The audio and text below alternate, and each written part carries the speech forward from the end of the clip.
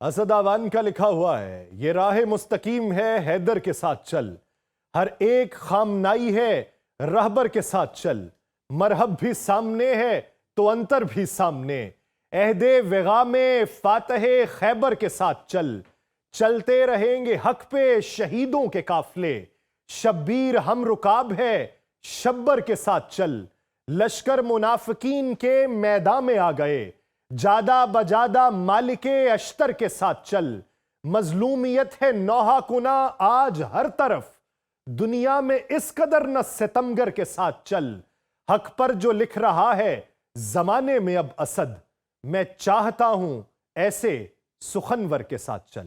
آپ سب پر سلامتی ہو، میں یاسر رشید ہوں اور آپ دیکھ رہے ہیں سنو نیوز۔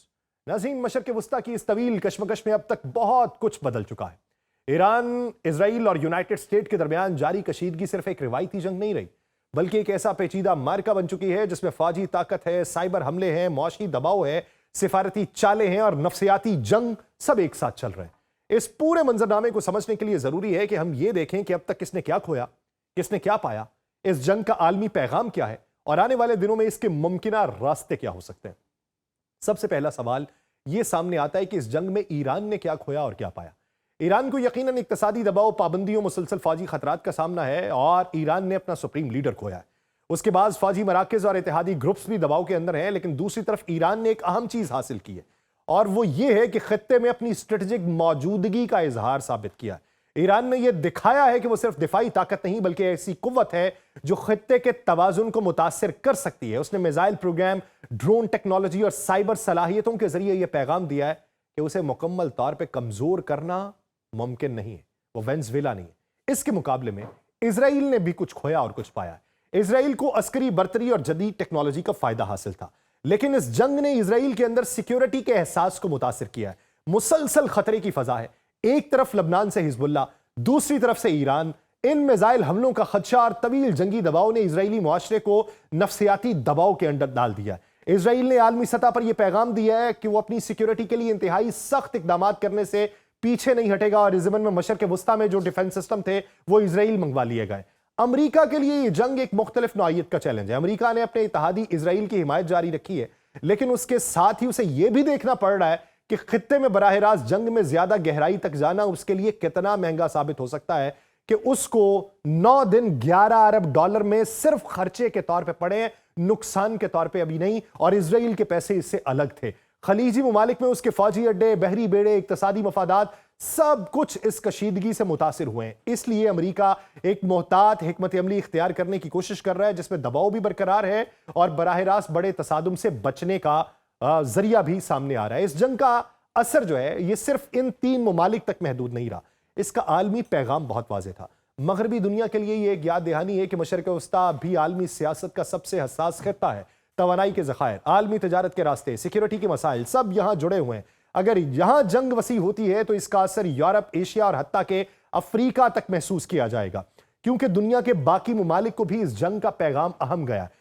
مجتبیٰ خامنائی کا ایک آڈیو پیغام منظر عام پہ آیا جس میں مجتبیٰ خامنائی نے یہ کہا ہے کہ آبنائے ہرمز کو بند رکھا جائے گا کیونکہ ہمارے سپریم لیڈر کو جو ہے شہید کیا گیا، ہماری بچیوں کے اوپر حملہ کیا گیا ہے۔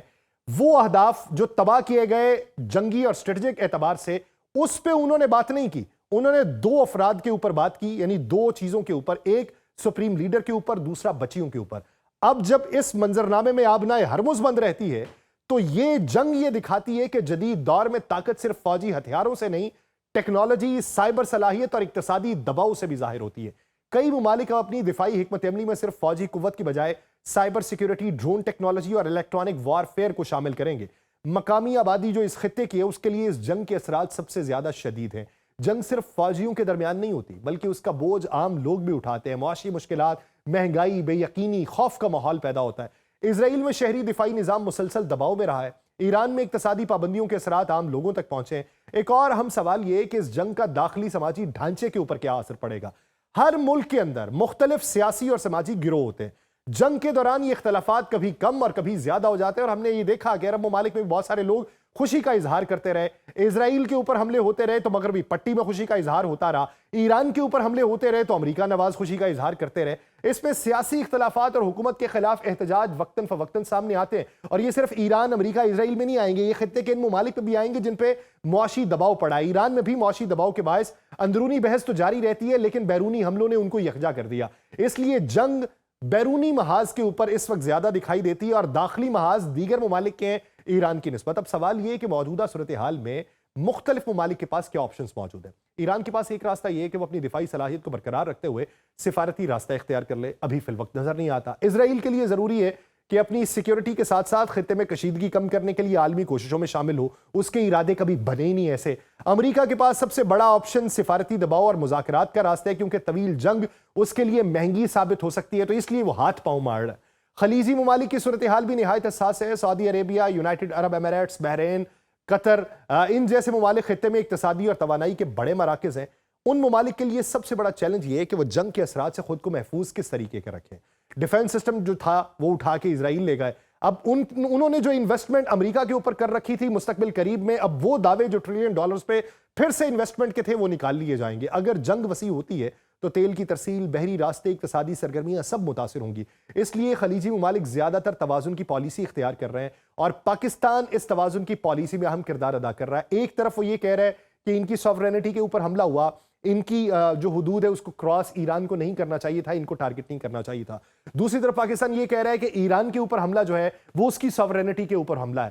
یعنی اس خطے کے اندر آذربائیجان، ترکیہ، سعودی عربیہ اور گلف ممالک اور ایران، ان کے درمیان افہام و تفہیم کا منظرنامہ پاکستان آگے بڑھانا چاہتا ہے، لیکن دوسری طرف جو دو حریف ہیں ان کے بارے میں ایک بڑا سوال ہے۔ ایک بڑا سوال یہ بھی ہے کہ کیا ہم کسی آخری بڑے تصادم کے قریب پہنچ رہے ہیں؟ تاریخ یہ بتاتی ہے کہ بڑی جنگیں اکثر چھوٹے واقعات سے شروع ہوتی ہیں، لیکن ان کے خاتمے کے لیے طویل مذاکرات اور عالمی دباؤ کی ضرورت پڑتی ہے۔ موجودہ صورتحال میں بھی یہ امکان موجود ہے کہ کشیدگی کسی بڑے مرحلے تک پہنچ جائے، لیکن عالمی طاقتیں عام طور پہ ایسی جنگ کو مکمل طور پہ پھیلنے سے روکنے کی کوشش کرتی ہیں، اور پاکستان کے لیے یہ صورتحال اہم ہے۔ پاکستان ایک ایسا ملک ہے جو مشرق وسطیٰ کے ساتھ گہرے سیاسی، اقتصادی اور مذہبی تعلقات بھی رکھتا ہے۔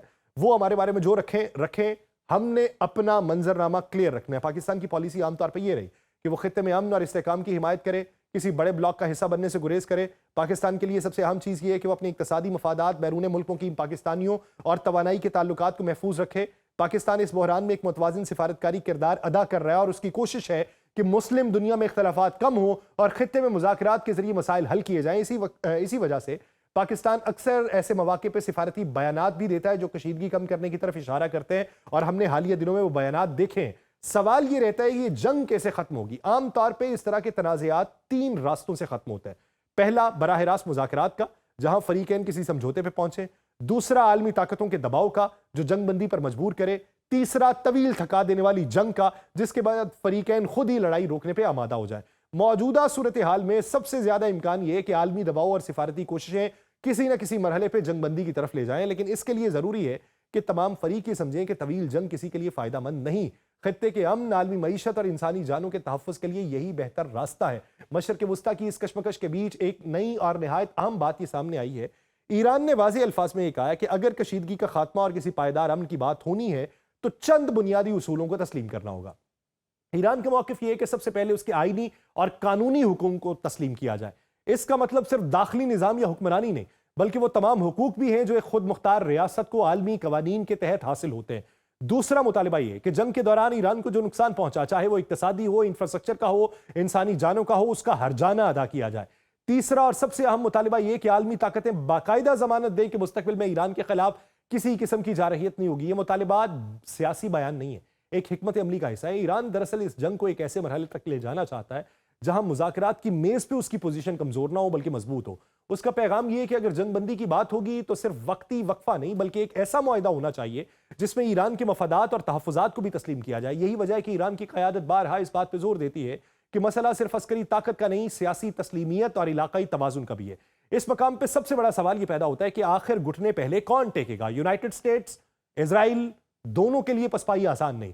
امریکہ ایک عالمی طاقت ہے، اس کے لیے یہ تاثر دینا مشکل ہے کہ وہ دباؤ کے نتیجے میں پیچھے ہٹ گیا۔ اسی طرح اسرائیل کے لیے بھی اپنی سیکیورٹی اور طاقت کا تصور برقرار رکھنا ضروری ہے، کیونکہ اس کے پورے قومی بیانیے کی بنیادی دفاعی برتری اور ایکسپینشن کے اوپر بنی ہوئی ہے۔ دوسری طرف ایران کے لیے بھی پسپائی آسان نہیں، کیونکہ اس نے اس تنازع کو اپنے قومی وقار اور خود مختاری کے ساتھ جوڑا ہے۔ اسی لیے جنگ کا انجام روایتی معنوں میں کسی ایک فریق کی مکمل فتح کی صورت میں نظر نہیں آتا۔ زیادہ امکان یہی ہے کہ دونوں طرف سے ایسی صورتحال پیدا ہو جس میں ہر فریق اپنے عوام کو یہ باور کروا سکے کہ اس نے اپنے مقاصد حاصل کر لیے۔ بین الاقوامی سیاست میں اسے اکثر دو طرفہ فتح کا بیانیہ کہا جاتا ہے۔ مثال کے طور پہ ایران یہ کہے کہ اس نے اپنی خود مختاری اور دفاعی صلاحیت کو برقرار رکھا اور عالمی طاقتوں کو مذاکرات پہ مجبور کیا۔ امریکہ اور اسرائیل یہ موقف اختیار کریں کہ انہوں نے ایران کی بعض سرگرمیوں کو محدود کر دیا اور خطے میں اپنے اتحادیوں کا دفاع کر لیا، لیکن امریکہ کو اس میں بھی لگے گا کہ ایران کی فتح ہو گئی۔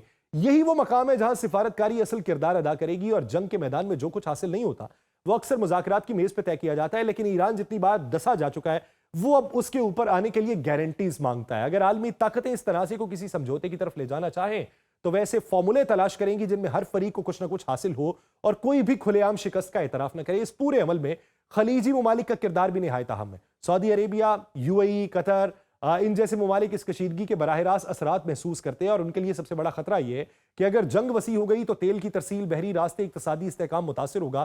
اسی لیے یہ ممالک پس پردہ سفارتی کوششیں کر رہے ہیں، کشیدگی کم کرنے کے لیے اقدامات اٹھا رہے ہیں، اور ان کی ترجیح بھی یہی ہے کہ خطہ کسی بڑے تصادم کی طرف نہ جائے۔